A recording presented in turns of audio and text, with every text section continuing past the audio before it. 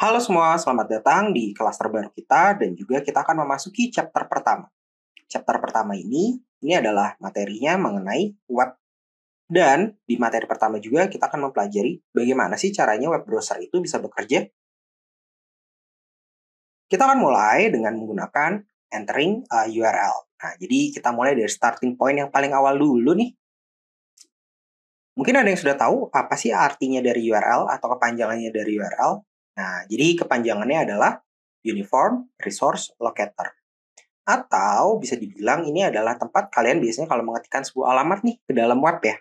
Nah, biasanya salah satu contohnya adalah kalian bisa menggunakan example.com gitu. Jadi di sini akan kita jelaskan nanti detail-detailnya ya gitu. Nah, biasanya ada beberapa cara untuk memasukkan URL ini. Kalian boleh, tetapi tidak wajib ya, itu bisa menambahkan HTTPS dan juga www ya, atau www. Nah, ini simpelnya adalah sebuah protokol. Jadi kita memberitahukan bahwa kita akan mengunjungi alamat dengan protokol HTTP gitu ya. Nah, ada juga .com, ini juga di terakhir sebagai salah satu domain untuk website kalian ya, gitu. Nah, biasanya kurang lebih anatominya akan seperti ini. Nah, sambil kita jelaskan satu persatu mengenai anatomi dari URL. Oke, jadi kalau kalian lihat tadi HTTP atau HTTPS gitu ya, ada titik 2 kali. Itu sebenarnya sama, itu adalah sebuah protokol di mana kita memberitahukan kita mengakses protokol tersebut. Nah, alamat aslinya itu biasanya adalah dari si domain atau juga alamat awalnya gitu ya. Jadi biasanya example.com itu adalah biasanya akan sangat gampang untuk dilakukan oleh manusia gitu ya. Jadi dibaca untuk manusia akan sangat gampang. Nah, di sini biasanya untuk kalian mengetikkan alamatnya tersebut gitu ya. Nah, domain di belakang itu bisa berbagai macam. Jadi bisa .com, .co.id, .gov, lain-lain gitu ya. Itu ada banyak gitu ya. Jadi bisa jadi ada satu website di mana example gitu ya. Tapi ketika kalian akses .com dan juga .co.id, hasilnya itu bisa berbeda. Dan di beberapa kondisi ada juga kalian membutuhkan yang namanya port ya. Jadi kalau kalian lihat di sini, ini adalah port. Di mana port itu membantu kalian misalkan kalau ternyata website tersebut harus diakses melewati port tertentu gitu ya. Nah, ini yang paling sering biasanya itu adalah path di sini. Anggap aja kayak sebuah kategori atau juga mungkin sebuah menu gitu ya di dalam website kalian yang isinya nanti ada banyak banget. Mungkin ada slash product, ada juga slash kategori sepatu atau mungkin kategori baju gitu ya. Ini bisa kalian masukkan ke dalam sini gitu. Salah satu yang cukup sering kita gunakan selanjutnya adalah si query parameters. Nah, biasanya itu di sini sifatnya adalah additional information atau informasi tambahan. Tujuannya apa? Misalkan kalau kalian mau melakukan sebuah searching gitu. Kalau kalian mau melakukan sebuah searching, itu sudah pasti kalian akan menggunakan query parameters. Artinya, dalam query parameters tersebut, kalian mau mencari sebuah informasi tambahan seperti yang tadi dibilang, yang sesuai dengan kebutuhan kalian. Kalau ternyata ditemukan, ya biasanya nanti akan memberikan hasil yang sesuai kalian inginkan. Di terakhir, ada juga yang namanya fragment. Ini biasanya kalau kalian mau memasukkan spesifik di halaman tertentu, misalkan dalam satu buah page, kalian mau datang ke bagian footer atau bagian bawahnya gitu ya. Nah, nanti biasanya kalian bisa mau nge-display bagian footernya aja gitu ya, di bawah situ. Jadi sebenarnya bukan hanya di bagian itu saja, tapi biasanya nanti akan turun gitu ya. Jadi kalau kalian pernah ada yang tanda bulat gitu ya di bawah mau naik ke atas gitu ya, nah ini biasanya akan dibantu dengan menggunakan fragment. Nah, anggap aja URL ini itu adalah cara kalian untuk memberitahukan sebuah alamat. Nah, tapi pastikan alamat tersebut itu harus sangat detail ya. Jadi kalau kalian misalkan tinggal di apartemen gitu ya, biasanya apartemen itu kan akan membutuhkan alamat lokasinya ada di mana, misalkan nanti detail lokasinya, terus juga apartemennya misalkan menggunakan tower apa gitu ya, terus nanti lantai berapa dan nomor berapa, itu semua harus didefinisikan dengan jelas. Sama dengan kayak tadi, semakin jelas itu biasanya akan semakin membantu kalian untuk mendapatkan si URL yang kalian butuhkan.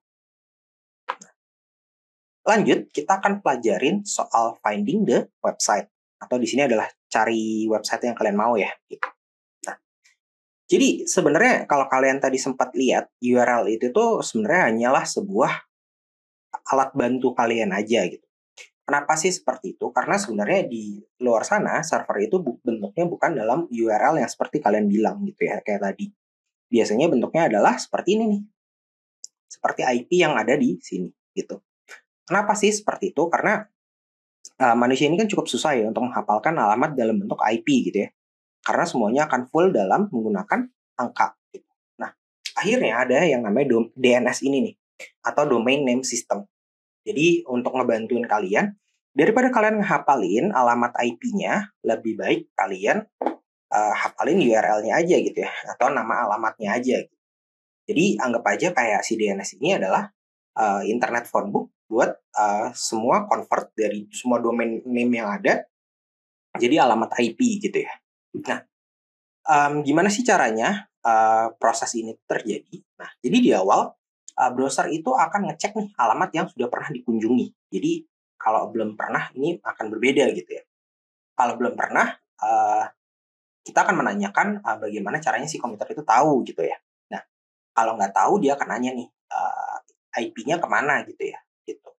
Caranya misalkan your provider search gitu ya. Jadi dia nge-search dulu nih di awal ke root server. Jadi ada root servernya. Biasanya itu kayak tadi makanya dia nyari mungkin domain belakangnya dulu gitu ya. Misalkan yang handle ini semua. Bisa .com, .org gitu ya. Jadi dia masuk ke dalam rootnya dulu. Jadi nyarinya itu dari paling atas. Nah, baru nanti dia ketika udah dapetin, dia baru nyari misalkan example.com gitu ya. Dia nyari dulu dari .com-nya, terus nanti baru example-nya. Kalau sudah ada, nanti dia akan balik ke dalam browsernya dan memberikan hasil yang dibutuhkan gitu ya, informasi yang kalian minta. Anggap aja kayak kalian itu lagi mencari sebuah lokasi bisnis gitu ya. Nah, apa yang kalian lakukan pertama adalah kalau kalian ingat alamatnya ya kalian bisa langsung datang gitu ya. Kalau enggak kalian bisa cari dulu kalau zaman dulu gitu ya, Yellow Pages atau misalnya personal address book gitu ya. Terus nyari nelpon untuk cari informasi apakah misalkan lokasinya masih sama atau enggak gitu ya. Mungkin kalau zaman sekarang kalian sudah bisa pakai yang namanya Google Maps. Jadi sama aja gitu kayak kalau kalian udah pernah datang ya kalian tinggal datang lagi, tapi kalau belum ya kalian cari dulu di Google Maps, cari alamatnya. Terus kalau udah ada kalian mau make sure sekali lagi juga boleh gitu sebelum datang. Gitu. Siapa tahu di jam-jam tertentu ada tutupnya.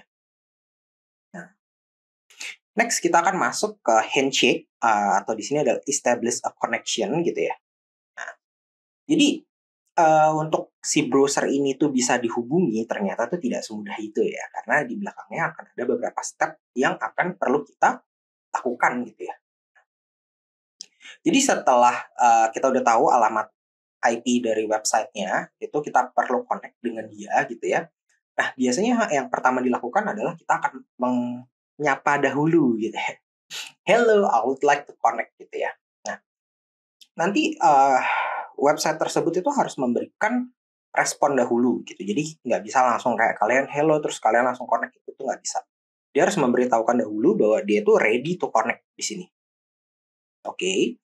Terus kalian akan melakukan satu kali percakapan lagi di mana di sini kayak great let's start talking gitu ya. Jadi inilah yang disebut dengan three ways. Jadi 3 kali.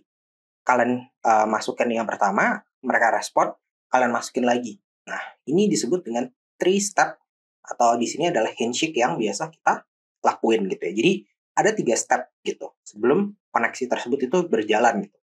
Tapi gimana Kak, kok aku kayaknya kalau masukin URL langsung masuk-masuk aja gitu ya. Nah, sebenarnya ini tuh terjadi dengan super cepat, makanya mungkin kalian itu tidak merasakan hal tersebut gitu ya. Mungkin di sini sedikit berbeda dan kita juga akan bahas di HTTP yaitu adalah bagaimana kalau ternyata websitenya itu adalah yang secure atau HTTPS gitu ya. Kurang lebih biasanya sama gitu ya. Cuman di sini adalah mereka itu apa yang percakapan yang mereka lakukan tadi itu semuanya dalam kondisi secure atau di encrypt. Oke. Encrypt sendiri itu kan biasanya apa ya bisa diacak gitu ya. Jadi nggak akan ketahuan gitu ya. Dan juga dalam HTTPS itu website ngasih sertifikat bahwa benar dia membuktikan bahwa dirinya dia itu adalah si A atau si B ya. Jadi ada semacam mungkin kalau manusia itu kayak KTP-nya gitu ya. Dia udah verifikasi bahwa KTP-nya atas nama A gitu. Dia benar. Ketika setuju, biasanya mereka akan kasih secret code, di mana akan memberikan saling kirim balik tuh ya secret code-nya tersebut, dan akhirnya koneksi yang secure ini dan juga private itu tidak ada yang bisa lihat selain mereka berdua. Jadi koneksinya bisa dibilang sangat aman. Nah, anggap aja kayak kalian ketemu dengan orang baru gitu ya. Jadi kalian kan biasanya dada-dada dulu gitu ya. Nah, ketika mereka dada-dada balik, oh oke, terus kalian temuin mereka, barulah kalian ngobrol gitu ya. Jadi nggak bisa kayak misalkan kalian nggak dada-dada langsung ngobrol gitu kan. Biasanya akan dianggap merekanya takut gitu ya. Nah, oke. Tapi ternyata dalam percakapan kayak tadi, kalian yang pertama itu, kalian itu akan ngomongin obrolan yang sensitif. Nah, ketika di sini kalian itu kan akan mau pindah ke ruangan yang private ya, biasanya ke meeting room gitu ya, atau mungkin ke suatu tempat gitu. Nah, tapi kalian nggak mau nih kalau ternyata orang tersebut itu adalah orang yang tidak kalian kenal, atau ternyata orang tersebut adalah orang yang berbeda gitu ya. Oh, dia memperkenalkan dirinya sebagai atas nama John gitu. Tapi ternyata dia itu adalah atas nama misalkan Harry gitu ya. Nah, itu kan akan repot ya. Makanya di sini kalian itu akan memverify each other identity-nya dulu. Kayak tadi aku bilang, oh benar, John ini atas nama KTP-nya adalah John. Ketika semuanya sudah pasti gitu ya, baru kalian masuk ke dalam si ruangan tersebut. Next, jadi setelah koneksinya sudah berhasil, kita akan masuk ke part HTTP atau di sini adalah requesting the web page ya. Jadi kita merequest si web yang kita inginkan. Mungkin nanti detailnya akan kita bahas di materi HTTP, tapi kurang lebih dalam HTTP itu di sini si browser kan koneksinya udah terjadi nih. Itu mereka itu biasanya akan melakukan sebuah permintaan atau di sini adalah metode yang namanya adalah GET. Di mana GET tersebut itu dia akan melakukan get me the homepage gitu ya. Jadi dia akan meminta homepage-nya. Jadi informasi homepage itu akan diminta gitu. Atau mungkin ada beberapa kasus tertentu kalian ingin melakukan post atau pengiriman data gitu ya di sini. Dan juga di sini akan ada beberapa informasi tambahan yang kalian kirimkan. Itu adalah headers dan juga lain-lain. Itu akan kita bahas di materi HTTP ya. Ada juga kalian juga akan mengirimkan cookies atau di sini simpelnya itu adalah sebuah data kecil di mana kalau kalian itu misalkan sudah pernah bolak-balik website tersebut, itu biasanya kalian udah ke-save tuh beberapa data yang dibutuhkan sama webnya. Jadi kalian nggak perlu minta ulang atau isi ulang dari awal. Oke. Nanti ketika kalian melakukan request tersebut, biasanya dari sisi browser atau dari sisi server, itu dia itu akan melakukan proses dari request kalian. Oh, minta data gitu ya. Oke. Data tersebut dan mereka akan melakukan pemutusan dari mereka akan memberikan apa gitu ya. Apakah semuanya itu oke? Apakah semuanya akan ada yang digagalkan? Atau ternyata kita tidak berhak mendapatkan data tersebut gitu ya. Karena ternyata kita minta data si admin gitu ya. Padahal kita user biasa gitu. Nah, di sini dia akan memutuskan. Ya. Anggap aja kayak kita datang ke dalam sebuah restoran gitu ya, dan juga kita memasukkan pesanan. Nah, kita bisa pesan apapun yang kita mau ya, misalkan sausnya jangan terlalu pedas gitu ya, atau lain gitu ya, itu semua bisa kalian minta ke dalam servernya gitu ya, gitu. Tapi kalau kalian sudah sering kayak tadi ada semacam cookies-nya gitu ya, itu biasanya kalian udah sering datang gitu. Nah, itu kalian bisa request, Mas, yang kayak biasa ya, gitu. Jadi di sini untuk melakukan request itu kalian bisa membuat itu menjadi remember. Cuman ada beberapa hal yang harus kalian lakukan dengan cookies-nya. Next, kita akan masuk ke dalam server processing. Jadi tadi itu baru dari sisi browser minta ke dalam si servernya. Nah, kita akan bahas dari sisi servernya gimana caranya memproses informasi yang tadi sudah diminta oleh browser. Jadi biasanya ketika dia sedang memproses, itu HTTP akan ngasih status code. Kalau dia boleh, biasanya dia itu akan ngasih 200. Di sini bisa sukses atau oke. Atau ternyata kalian datang ke sebuah restoran masakan Indonesia gitu ya, tapi ternyata kalian pesan pizza. Nah, apakah ada resep pizza gitu ya di dalam restoran tersebut? Kalau nggak ada, bisa aja kalian akan kasih 404 atau di sini adalah not found. Nah, kalau misalkan oke, kalian akan kirim misalkan kontennya dalam bentuk apa. Kemungkinan besar kalau web itu pasti HTML. Dan juga beberapa aset di dalamnya seperti image, style, script, dan lain-lain. Ada juga beberapa informasi tambahan seperti kayak tadi, mungkin tipe datanya, berapa sih ukuran size-nya gitu ya, sama mungkin kapan terakhir di-update. Sama kayak tadi, mungkin di sini beberapa instruksi yang sudah kalian masukin ke dalam cookies. Khusus untuk orang-orang yang sudah pernah datang berkali-kali gitu ya. Jadi mungkin di sini bakal dikasih sesuatu gitu. Nah, lalu informasi ini akan balik lagi ke dalam browser kalian. Jadi akan dikirim ke browser kalian setelah diproses. Nah, jadi si restoran ini ketika menyiapkan makanan kalian dan juga si servernya ya atau pelayannya gitu memberikan ke makanan kalian, itulah caranya si server memproses dan juga mengirimkan gitu ya. Nah, mungkin kayak tadi kalau misalkan kalian udah sering beberapa kali datang mau dibuatin member card gitu ya. Jadi untuk next visit kalian pesannya bakal lebih cepat gitu ya atau misalkan dapat poin gitu ya. Nah, itu juga bisa.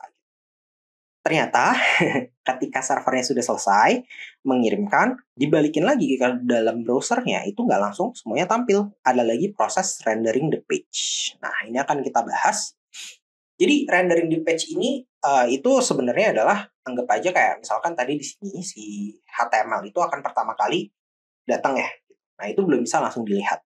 Karena bentuknya HTML itu biasanya berupa tag gitu. Nah, di sini ini adalah cuman si web structure-nya aja. Nah, nanti dari sini akan turun menjadi dokumen objek model di mana si page tersebut itu udah mulai bisa diorganize ya. Terus itu juga akan membantu kalian ada beberapa file tambahan seperti CSS untuk bikin warna, styling dan lain-lain. JavaScript file untuk bikin interaksi gitu ya. Misalkan kalian mau ada misalnya ngetik sesuatu nanti ya atau mungkin nanti gambarnya ada yang gerak gitu ya seperti carousel gitu ya. Terus juga ada aset berupa image, video, sama font. Nah, ini semua akan di-combine, akan dijadikan satu sampai semuanya bisa jalan. Nah, proses ini namanya adalah rendering the page gitu. Anggap aja kayak kalian itu, kalau tadi analoginya kalian di restoran gitu ya. Kalau sekarang anggap aja kalian ke IKEA gitu ya. Nah, di sini kan biasanya kalau kalian beli furniture, belum tentu semuanya langsung jadi si furniture tersebut. Bisa aja kalian harus ngemasang satu per satu. Nah, dari sini itu kalian akan masukin semua piecesnya ya. Jadi potongan-potongannya harus kalian masukin. Oh, sebelah sini harus dikunci obeng, sebelah sini harus diapain. Jadi kalian konekin dengan semuanya. Dan juga nanti ketika sudah selesai, kalian bisa mau cek bahwa semuanya itu sudah berjalan secara fungsional ya. Next, meskipun tadi udah selesai semua, tapi ternyata belum tentu semuanya bisa works. Nah, ada satu lagi step yaitu adalah interacting with the page gitu. Jadi, ketika tadi semuanya sudah selesai, biasanya tetap si kalian untuk menggunakan browser itu harus melakukan sebuah interaksi. Contoh yang paling gampang adalah kalau kalian mau klik sebuah link, misalkan. Kalian mau submit form, misal kalian login atau register gitu ya. Terus kalian mau melakukan misalkan ada gambar yang bergerak ya, tadi carousel gitu ya. Atau kalau kalian hover sesuatu, menunya keluar. Ini semua itu bisa terjadi. Dan ini adalah namanya sebuah event. Nah, jadi event tersebut ini biasanya terjadi setelah website browser itu selesai di-render dan dilakukan oleh sisi user.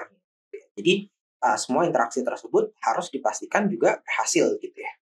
Oke, sebenarnya ini versi recap ya. Nah, di sini kita akan nge-recap soal apa aja sih yang tadi sudah kita bahas gitu. Nah, di sini mulai dari awal, nah ada beberapa browser komponen yang sudah kita punya ya. Nah, yang pertama itu adalah berupa UI gitu ya. Jadi UI itu adalah apa yang kalian lihat, apa yang kalian interaksikan, semua button, semua menu yang kalian lihat itu adalah si UI tersebut. Ada juga kayak tadi tempat yang render semua web page kalian itu adalah si browser engine dan juga rendering engine gitu ya. Karena di sini sebenarnya hampir mirip, tapi agak sedikit berbeda karena bisa aja setiap browser memiliki rendering engine yang berbeda. Terus ada juga networking, atau di sini yang memberikan koneksi internet gitu ya, mengatur koneksi internet. Terus juga JavaScript interpreter, karena dari JavaScript sampai, itu biasanya belum semuanya bisa langsung digunakan. Harus diinterpret dulu atau diterjemahkan gitu ya. Terus tadi juga ada beberapa data storage, yang mungkin akan kalian gunakan, mulai dari cookies, bookmark, setting, terus index DB, atau local storage, dan lain-lain ya. Anggap aja sebuah mobil itu bisa berjalan itu di belakangnya itu sangat banyak hal yang digunakan, ya. Mulai dari mesinnya, terus ternyata untuk ganti giginya harus pakai transmisi, terus ternyata untuk starternya itu harus ada elektrikalnya gitu ya. Untuk AC-nya nyala itu harus ada kompresornya dan lain-lain. Jadi website browser itu tuh kelihatannya kecil banget gitu ya, kalian klik langsung selesai gitu ya. Padahal sebenarnya di belakangnya ada sangat banyak banget hal yang dilakukan. Oke, itu aja untuk materi hari ini. Kita akan coba sedikit recap. Kita di part awal kita belajar apa sih itu URL.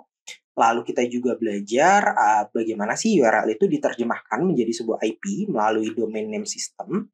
Lalu kita juga sudah belajar mengenai connection handshake gitu ya. Jadi setelah kalian memasuki sebuah browser, web tersebut itu melakukan connection handshake dulu dari sisi servernya.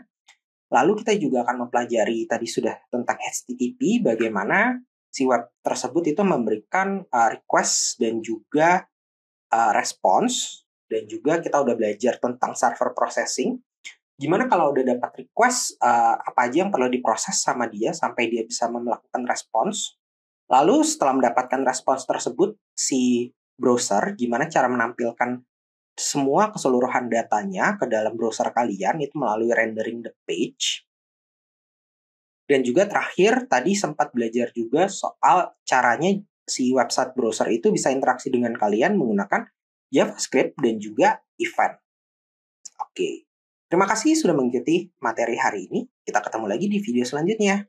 Dadah!